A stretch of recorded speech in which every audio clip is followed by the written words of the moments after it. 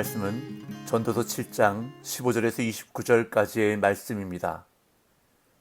내 허무한 날을 사는 동안 내가 그 모든 일을 살펴보았더니 자기의 의로움에도 불구하고 멸망하는 의인이 있고 자기의 악행에도 불구하고 장수하는 악인이 있으니 지나치게 의인이 되지도 말며 지나치게 지혜자도 되지 말라.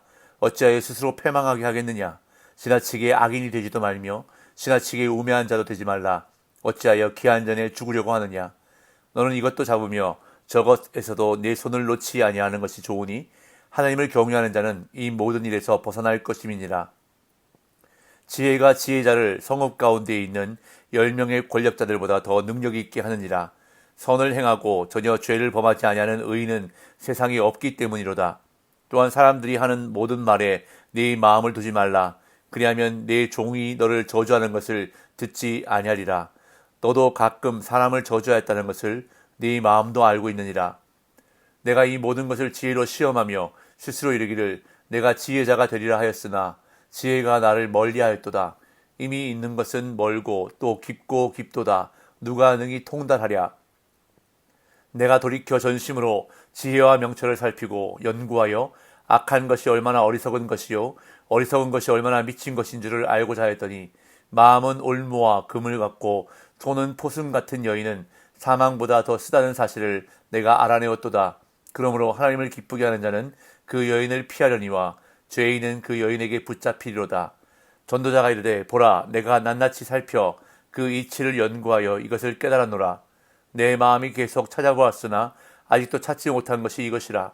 1000사람 가운데서 한 사람을 내가 찾았으나 이 모든 사람들 중에서 여자는 한 사람도 찾지 못하였느니라. 내가 깨달은 것은 오직 이것이라. 곧 하나님은 사람을 정직하게 지으셨으나 사람이 많은 꾀들을 낸 것이니라. 아멘. 세상에서 불합리해 보이는 것들 중 하나는 의인이 고난을 당하고 악인이 번성하는 것입니다. 공의와 정의의 하나님께서 악인과 죄인을 심판하시는 것이 아니라 오히려 그들의 지원자가 되어주시는 것은 아닌가 할 정도로 불합리한 상황이 펼쳐지는 것을 볼 때가 있습니다. 오늘 본문에서 전도자도 이러한 상황을 일상에서 경험했기에 지나치게 의인이나 악인이 되지 말고 또한 지나치게 지혜자나 우매자가 되지 말라고 조언하며 지나침을 경계하라고 교훈합니다. 15절에서 18절입니다. 내 허무한 날을 사는 동안 내가 그 모든 일을 살펴보았더니 자기의 의로움에도 불구하고 멸망하는 의인이 있고 자기의 악행에도 불구하고 장수하는 악인이 있으니 지나치게 의인이 되지도 말며 지나치게 지혜자도 되지 말라. 어찌하여 스스로 패망하게 하겠느냐. 지나치게 악인이 되지도 말며 지나치게 우매한 자도 되지 말라. 어찌하여 기한 전에 죽으려고 하느냐. 너는 이것도 잡으며 저것에서도 내 손을 놓지 아니하는 것이 좋으니 하나님을 경외하는 자는 이 모든 일에서 벗어날 것임이니라.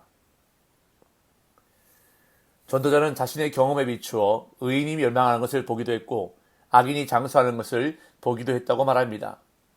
원래 구약 성경의 전통적 교리 가운데 하나는 의인은 축복을 받고 악인은 저주와 심판을 받는다는 것, 즉 공의로운 보응입니다.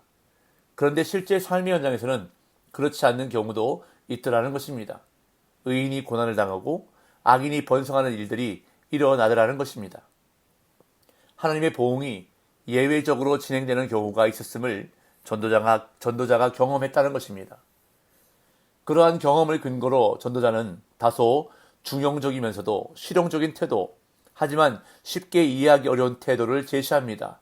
그것은 바로 지나치게 의인이 되지도 말고 지나치게 지혜자도 되지 말라는 것입니다.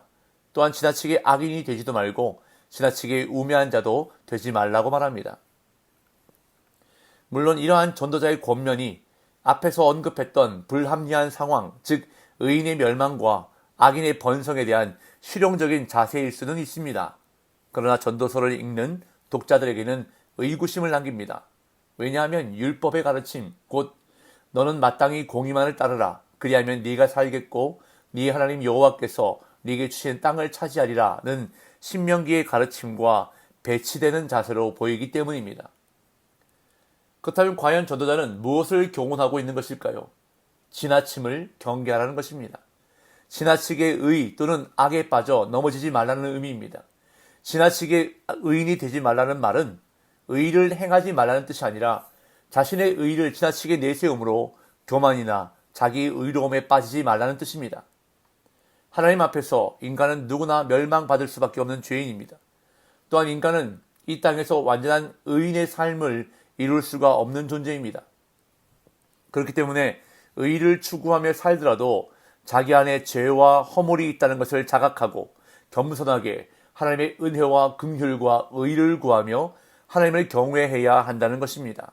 그것이 바로 진정한 지혜임을 전도자는 강조합니다. 19절 20절. 지혜가 지혜자를 성읍 가운데 있는 10명의 권력자들보다 더 능력이 있게 하느니라. 선을 행하고 전혀 죄를 범하지 아니하는 의인은 세상에 없기 때문이로다. 전도자는 한 사람의 지혜자가 10명의 권력자들보다 더 능력이 있다고 말합니다. 이것은 전도자 자신이 수많은 권력자들을 경험하면서 깨닫게 되었을 것입니다. 여기서 말하는 지혜는 단순히 지적인 면에서의 총명이 아닙니다. 하나님을 경외하며 하나님의 말씀을 따라 순종하는 인생을 말합니다. 이 세상에는 선을 행하고 전혀 죄를 범하지 않는 의인은 없기 때문에 의인이 되려고 하지 말고 하나님을 경외하는 지혜자가 되라는 것입니다. 그러면서 전도자는 사람들이 하는 말에 마음을 두지 말라고 권면합니다. 21절 22절. 또한 사람들이 하는 모든 말에 네 마음을 두지 말라. 그리하면 네 종이 너를 저주하는 것을 듣지 아니하리라. 너도 가끔 사람을 저주하였다는 것을 네 마음도 알고 있느니라. 사람은 누구나 완전하지 못하기에 모든 사람에게 칭찬과 좋은 평가를 받을 수는 없습니다. 특히 주인과 종의 관계에서 종은 면전에서 주인에게 대항할 수 없기에 뒤에서 불평하며 분노하고 저주할 수도 있습니다. 이는 오늘날에도 갑과 을의 관계 속에서 얼마든지 일어나는 일입니다.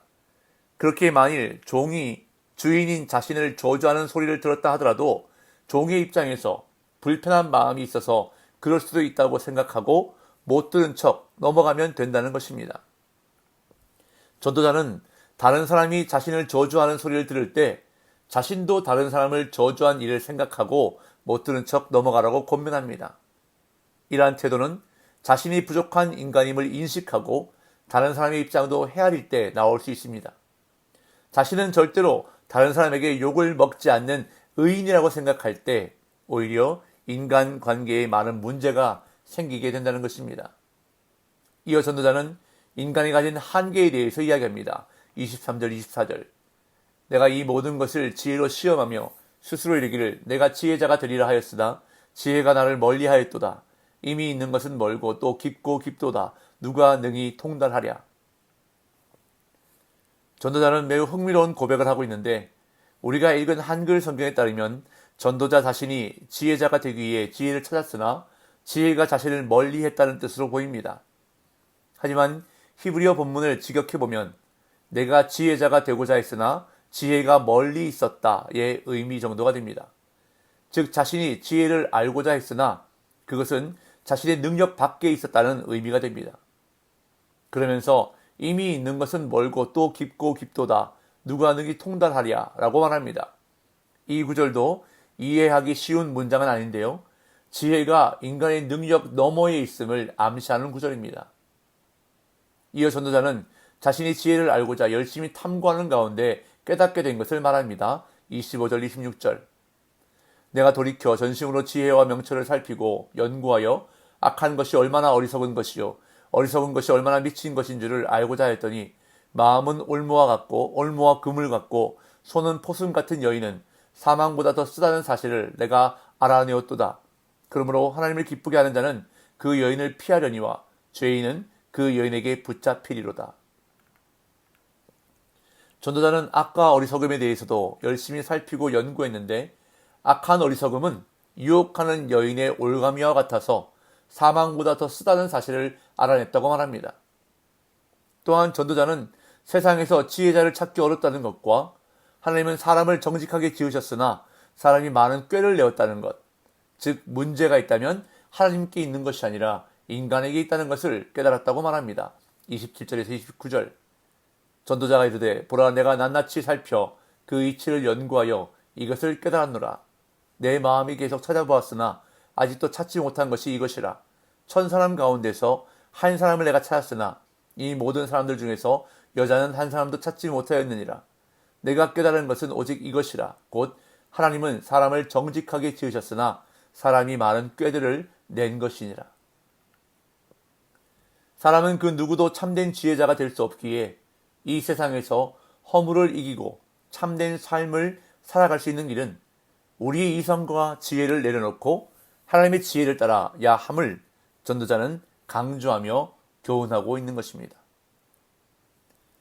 오늘 본문에서 전도자는 사람들과의 관계 속에서 너무 지나치게 의인 혹은 악인이 되지 말고 다른 사람의 평가에 너무 집착하지 말라고 교훈하고 있습니다. 이는 하나님을 경외함으로 오직 하나님과의 바른 관계에 집중하라는 교훈입니다. 사람들이 나에 대해 오해할 수도 있지만 하나님은 전지전능하셔서 나 자신을 나보다 더 정확하고 치밀하게 아시고 평가하십니다. 그렇기 때문에 우리는 하나님이 우리를 어떻게 평가하시는가에 집중해야 합니다. 아무리 사람들에게 많은 칭찬을 듣고 인정받는다 할지라도 하나님 앞에서 은밀하게 죄를 짓는다면, 하나님께 인정받지 못한다면 아무 소용이 없다는 것입니다. 사람의 눈과 평가를 의식하기보다 하나님의 눈과 평가를 의식하며 살아가는 저와 여러분들이 되시기를 간절히 소망합니다. 눈에 보이는 사람들의 평가나 말에 귀 기울이지 말고 오직 모든 것을 아시고 공의로 판단하시는 하나님 앞에서 바르게 행하는 경건한 삶을 살기 위해서 오늘도 힘쓰며 노력하는 복된 날 되시기를 예수님의 이름으로 축복합니다.